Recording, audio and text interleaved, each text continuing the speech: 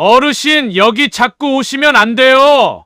새벽 마트 뒤편에서 박스를 접고 있는데 젊은 직원이 제 앞을 막아섰어요. 저는 58입니다. 남들 보기엔 낡은 점퍼에 해진 운동화 신고 손수레 끄는 초라한 사람으로 보였겠죠. 박스 좀 가져가려고. 어차피 버리는 거잖소. 직원은 제 손수레를 힐끗 보더니 얼굴을 찌푸렸습니다. 저희 매장 이미지가 있잖아요. 다음엔 신고할게요. 돌아서는 제 등 뒤로 웃음 섞인 말이 들렸어요. 저 할아버지 또 왔네. 진짜 징하다. 저는 아무 말도 하지 않았습니다. 괜히 손수레 손잡이만 더 꽉 잡았죠. 그런데 다음 날 아침 마트 앞에 검은 차 한 대가 멈췄습니다. 양복 입은 남자 둘이 내리더니 저를 보자마자 허리를 숙였어요.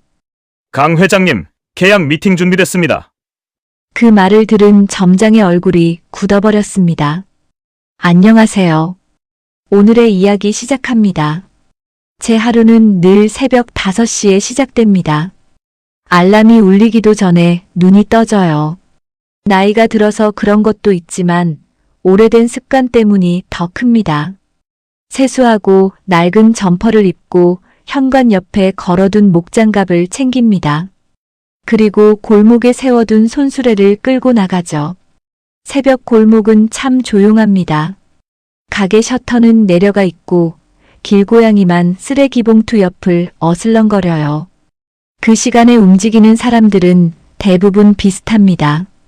청소하시는 분들, 신문 돌리는 분들, 첫 차 타러 가는 사람들, 그리고 저처럼 폐지를 모으는 사람들. 저는 동네 마트 뒤편을 제일 먼저 갑니다. 밤새 물건이 들어오면 박스가 많이 나오거든요. 과일 박스, 라면 박스, 생수 박스. 박스도 다 같은 박스가 아닙니다. 젖은 건 무겁기만 하고 값이 안 나가요. 두껍고 깨끗한 박스가 제일 좋습니다. 그걸 접어서 손수레에 차곡차곡 싣는 일도 요령이 있어요. 잘못 실으면 중간에 무너지고 너무 높이 쌓으면 골목 모퉁이를 돌 때 위험합니다. 처음 이 일을 시작했을 때는 그런 것도 몰랐습니다. 30년 전 저는 작은 사업을 했어요. 전자부품 납품하는 작은 공장이었죠. 직원도 있었고 거래처도 있었습니다. 그때는 저도 양복 입고 다녔습니다. 명함도 있었고요. 은행 지점장 만나 커피 마시고 거래처 사장들과 식사도 하던 시절이 있었습니다. 그런데 사업이라는 게 그렇더군요. 한번 기울기 시작하니 손으로 막을 수가 없었습니다. 큰 거래처가 부도가 났습니다. 받을 돈은 못 받았는데 직원들 월급은 줘야 했고 은행 이자는 밀리면 안 됐죠. 처음엔 버틸 수 있다고 생각했어요. 사람이 망하기 직전까지는 자기가 망하는 줄 잘 모릅니다. 조금만 더 버티면 된다고, 다음 달엔 풀릴 거라고, 그렇게 스스로를 속이게 되죠. 결국 공장 문을 닫았습니다. 기계도 넘어가고 집도 팔고 차도 팔았습니다. 그때 제일 힘들었던 건 돈이 없어진 게 아니었어요. 사람들 눈빛이 바뀌는 걸 보는 게 제일 힘들었습니다. 강 사장, 요즘 어렵다며? 전화 좀 나중에 합시다. 우리도 사정이 있어서 도와주긴 힘들어. 어제까지 웃으며 술잔을 부딪히던 사람들이 하루아침에 전화를 피했습니다. 그때 알았죠. 사람이 무너질 때 제일 먼저 사라지는 건 돈이 아니라 주변의 태도라는 걸요. 처음 폐지를 주우러 나간 날 박스 하나를 집어드는데 손이 떨렸습니다. 누가 볼까봐 괜히 골목 끝을 살폈어요. 그때만 해도 자존심이 남아 있었던 거죠. 하지만 집에는 식구가 있었습니다. 아내가 있었고 아이들이 있었습니다. 자존심으로는 쌀을 살 수 없었어요. 그래서 시작했습니다. 처음엔 하루만 하자고 했고 그 다음엔 이번 달만 버티자고 했습니다. 그렇게 세월이 흘렀습니다. 폐지를 모으는 일은 몸보다 마음이 더 힘들 때가 많습니다. 박스를 접고 있으면 사람들이 슬쩍 피해갑니다. 냄새라도 나는 것처럼요. 어떤 사람은 눈도 마주치지 않습니다. 어떤 사람은 대놓고 말합니다. 저런 거 왜 가져가게 놔둬요? 동리가 지저분해 보여요. 물론 좋은 분들도 많습니다. 가게 앞에 박스를 따로 모아두는 사장님도 있고 추운 날 따뜻한 커피를 건네는 아주머니도 있어요. 그런 분들 덕분에 버텼습니다. 예전 마트 점장도 그런 사람이었습니다. 강 아저씨, 오늘 박스 저쪽에 모아뒀어요. 그렇게 먼저 말해주곤 했죠. 저도 그냥 가져가기만 하진 않았습니다. 박스 주변에 떨어진 비닐도 치우고 음식물 묻은 건 따로 빼놓고 마트 뒤편이 지저분해지지 않게 정리했습니다. 서로 좋게 지내면 되는 일이었어요. 그런데 몇 달 전 마트 운영팀이 바뀌었습니다. 점장도 새로 오고 직원들도 많이 바뀌었죠. 새 직원들은 저를 몰랐습니다. 처음엔 그냥 낯선 사람 보듯 쳐다봤어요. 그러다 어느 순간부터 수군거리는 소리가 들리기 시작했습니다. 저 사람 또 왔네. 새벽마다 와서 박스 가져가는 사람 맞지? 뒤에 지저분해 보이는데. 그 중에서도 한 직원이 유독 차가웠습니다. 이름표에 민호라고 적혀 있었어요. 나이는 27쯤 됐을까요? 키도 크고 유니폼도 단정하게 입었습니다. 손님 앞에서는 웃는 얼굴로 계산도 잘하고 인사도 싹싹하게 하더군요. 그런데 마트 뒤편에서 저를 볼 때는 얼굴이 달랐습니다. 어르신, 여기 오시면 안 됩니다. 처음엔 저도 좋게 말했습니다. 전부터 여기 박스 가져갔네. 점장님도 알고 계셨고. 그건 전 점장님 때 얘기고요. 지금은 안 됩니다. 버리는 박스 아닌가? 민호 씨는 한숨을 쉬었습니다. 어르신, 저희도 관리해야죠. 아무나 뒤쪽에 오가면 곤란합니다. 아무나. 그 말이 참 오래 남았습니다. 사람이 이름을 잃고 그냥 아무나가 되는 순간이 있습니다. 직업으로, 옷차림으로, 손에 든 물건으로 그렇게 됩니다. 저는 강덕수라는 이름이 있었지만 그 사람 눈에는 그냥 손수레 끄는 아무나였겠죠. 그날은 그냥 물러났습니다. 집에 돌아와 손을 씻는데 세면대 물이 까맣게 내려갔습니다. 거울 속 얼굴을 보니 저도 모르게 웃음이 나왔어요. 그래, 나 같아도 초라해 보이겠다. 하지만 초라해 보인다고 마음까지 초라한 건 아닙니다. 그걸 누군가 알아주길 바라는 건 너무 큰 욕심일까요? 문제가 된 날은 바람이 유난히 찬 새벽이었습니다. 마트 뒤편에 도착하니 박스가 꽤 많이 쌓여 있었어요. 저는 평소처럼 손수레를 세우고 박스를 접기 시작했습니다. 손에 익은 일이라 금방금방 접혔습니다. 과일 박스는 모서리를 밟고 접어야 하고 생수 박스는 테이프를 먼저 떼야 해요. 그렇게 한참 접고 있는데 뒤쪽 문이 벌컥 열렸습니다. 민호 씨였습니다. 어르신, 또 오셨네요? 말투에 이미 짜증이 묻어 있었습니다. 저는 고개를 들었습니다. 박스 좀 가져가려 했네. 제가 말씀드렸잖아요. 여기 오시면 안 된다고. 어차피 버리는 거 아닌가. 버리는 거라도 저희 매장 물건입니다. 저는 손에 들고 있던 박스를 내려놓았습니다. 젊은 양반, 말은 좀 좋게 하게. 내가 훔쳐가는 것도 아니고. 민호 씨는 팔짱을 꼈습니다. 좋게 말씀드렸을 때 들으셨어야죠. 저희 매장 이미지가 있잖아요. 내가 여기 있으면 이미지가 나빠지나? 민호 씨는 바로 대답하지 않았습니다. 그런데 그 침묵이 오히려 대답처럼 느껴졌어요. 잠시 뒤 그가 말했습니다. 손님들이 보면 좋게 보겠습니까?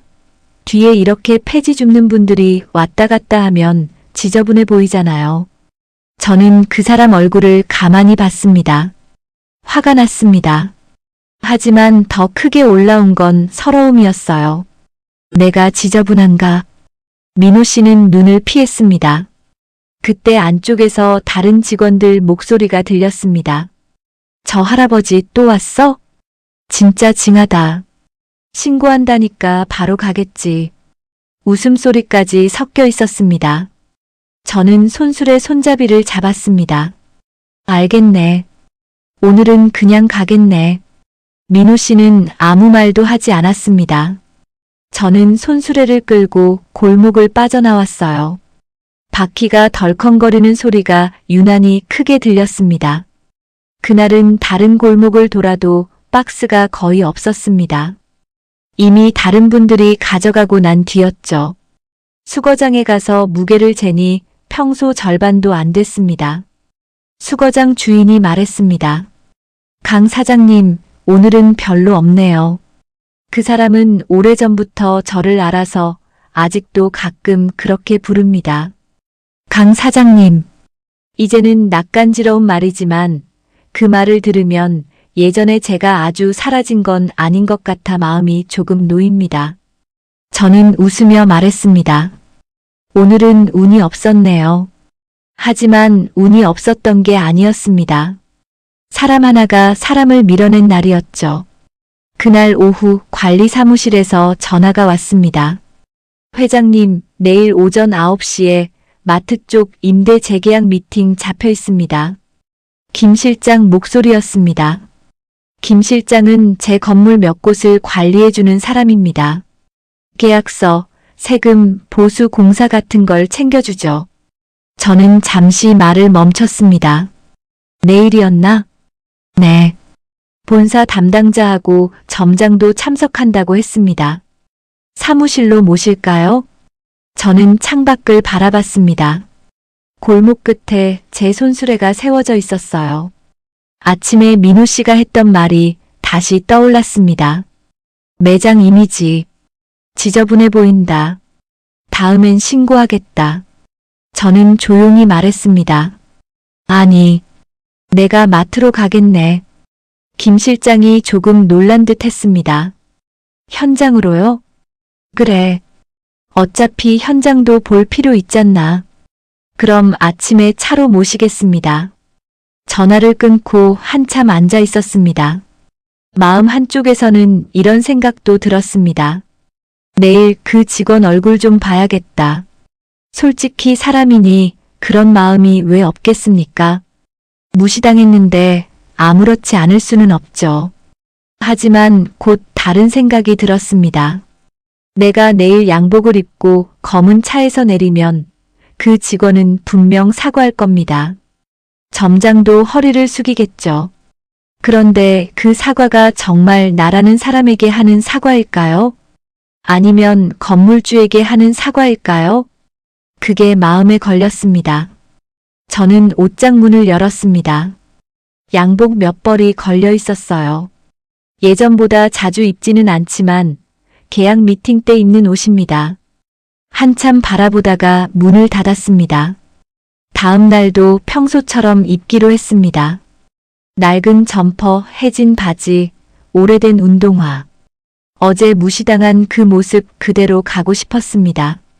누군가를 대하는 태도가 그 사람의 직함에 따라 바뀌는지 저는 보고 싶었습니다. 밤에는 잠이 잘 오지 않았습니다. 책상 위에는 아내 사진이 놓여 있었습니다. 아내는 3년 전에 떠났습니다. 사업 망했을 때도 제 곁을 지켜준 사람입니다. 폐지를 처음 주우러 나간 날 제가 아무 말 없이 돌아왔을 때 아내는 밥부터 차려줬어요. 고생했어요. 밥 먹어요. 그 한마디에 저는 무너졌습니다. 그날 아내 앞에서 처음으로 울었습니다. 아내가 살아있었다면 분명 이렇게 말했을 겁니다. 당신 화내러 가지 말고 사람 가르치러 가요. 돈으로 누르지 말고 말로 알려줘요. 저는 사진을 보며 중얼거렸습니다. 알았어. 당신 말대로 해볼게. 다음 날 아침 저는 평소처럼 새벽에 나갔습니다. 목장갑을 끼고 손수레를 끌었습니다. 마트 뒤편에 도착하니 또 박스가 쌓여 있었어요. 잠깐 망설였습니다. 오늘은 9시에 미팅이 있습니다. 그냥 앞에서 기다려도 됐습니다. 하지만 저는 손을 뻗어 박스를 접기 시작했습니다. 어제와 같은 자리였습니다. 어제 제가 쫓겨난 자리요. 몇 장 접었을 때 뒤쪽 문이 열렸습니다. 역시 민호 씨였습니다. 어르신, 진짜 왜 이러세요? 저는 대답하지 않고 박스를 접었습니다. 제가 어제 말씀드렸잖아요. 오늘 또 오시면 신고한다고요. 신고하게. 민호 씨가 멈칫했습니다. 네. 신고하려면 하게. 나는 버려진 박스 몇 장 접고 있을 뿐이네.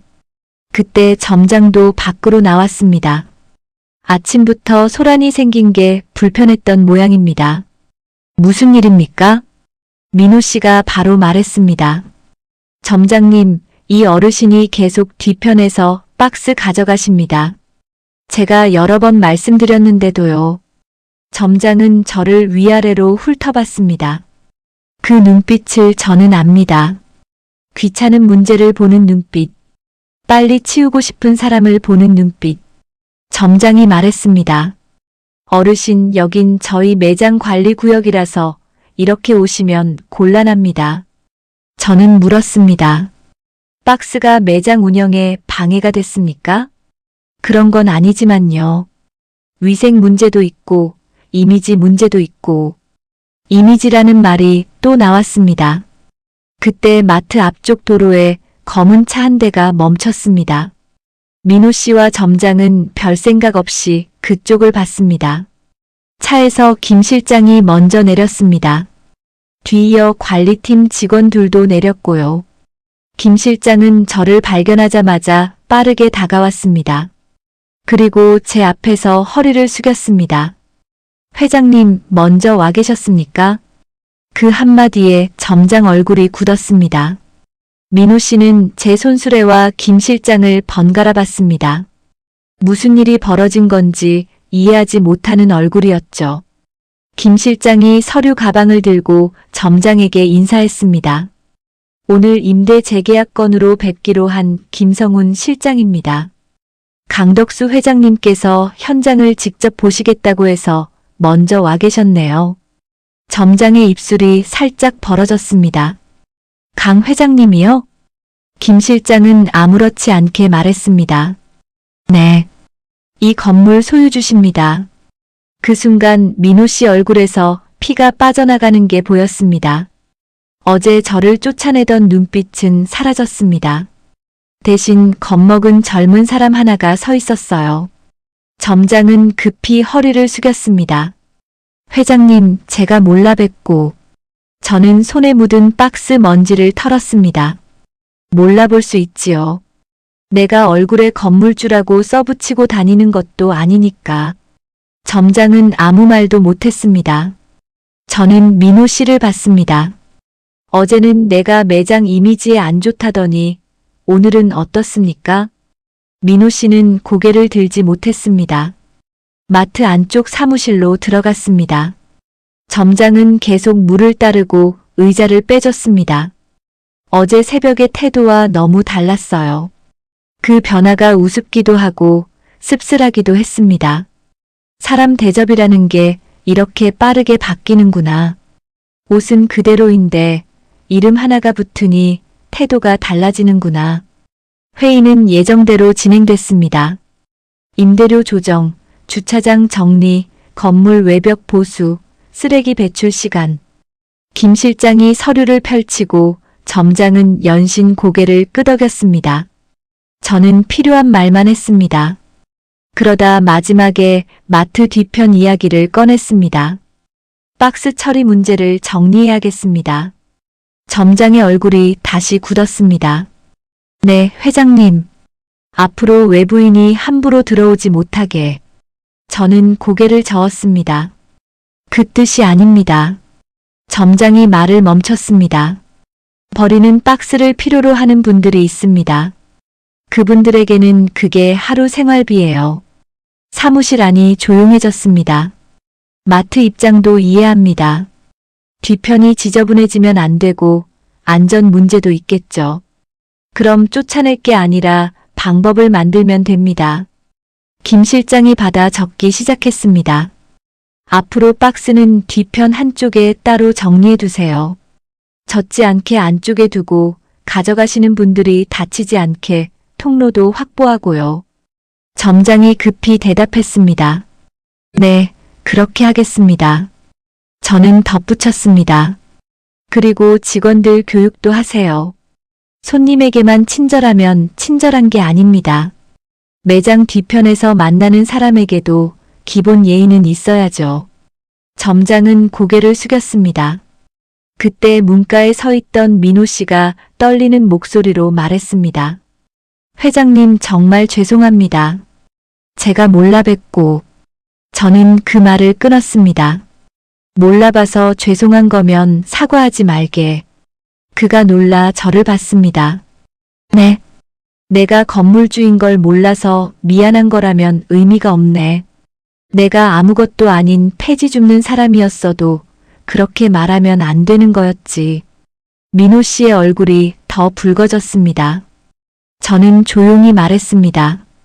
다음에 허름한 차림의 사람이 오거든 먼저 사람으로 보게. 그 사람이 회장인지 아닌지 확인하고 친절해지지 말고. 사무실 안 누구도 말을 하지 않았습니다. 누군가는 넘어져서 그 일을 하고 있을 수도 있고, 누군가는 가족을 먹여 살리려고 하는 걸 수도 있고, 누군가는 외로워서 새벽길을 나오는 걸 수도 있어.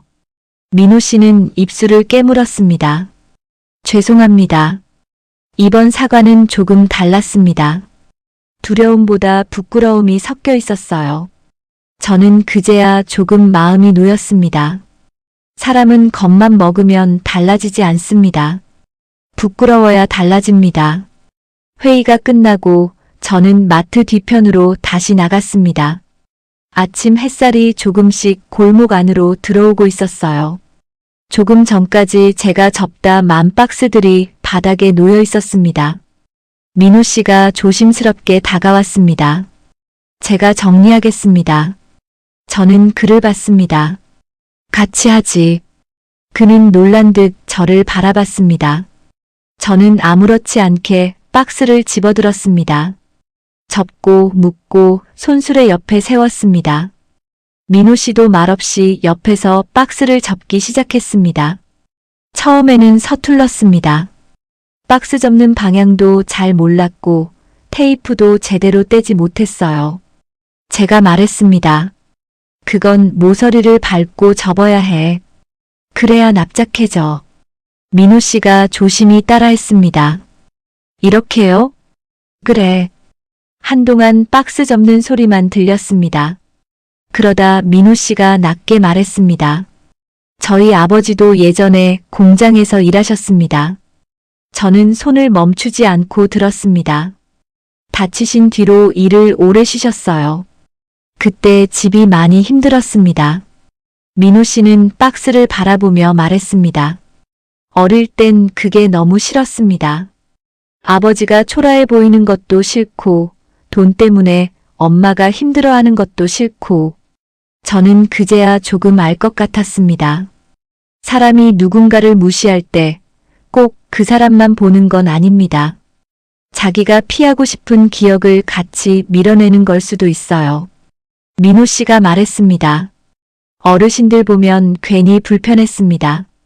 제가 보기 싫었던 걸 보는 것 같아서요. 그래도 그게 제가 함부로 말해도 된다는 뜻은 아닌데. 그는 고개를 숙였습니다. 정말 죄송합니다. 저는 박스끈을 묶으며 말했습니다. 사람은 누구나 모를 때가 있네. 민호 씨가 저를 봤습니다. 하지만 계속 모르면 안 되지. 그는 천천히 고개를 끄덕였습니다. 그날 이후 마트 뒤편은 조금 달라졌습니다. 박스가 아무렇게나 쌓이지 않고 한쪽에 가지런히 모였습니다. 비 오는 날에는 안쪽 처마 밑에 두었고요. 직원들이 폐지 줍는 어르신들을 보고 피하거나 쫓아내는 일도 줄었습니다. 며칠 뒤 허리가 굽은 할머니 한 분이 마트 뒤편에 오셨습니다. 작은 손수레를 끌고 오셨는데 박스가 높아서 잘 내리지 못하고 계셨어요. 민호 씨가 먼저 나왔습니다. 할머니, 이건 제가 내려드릴게요. 할머니가 놀라 웃었습니다. 아이고, 고마워라. 저는 조금 떨어진 곳에서 그 모습을 봤습니다. 그때 마음이 조금 풀렸습니다. 그 직원이 저한테만 고개 숙인 게 아니라 다른 사람에게도 태도를 바꾸고 있다는 걸 봤으니까요. 사람들은 가끔 제게 묻습니다.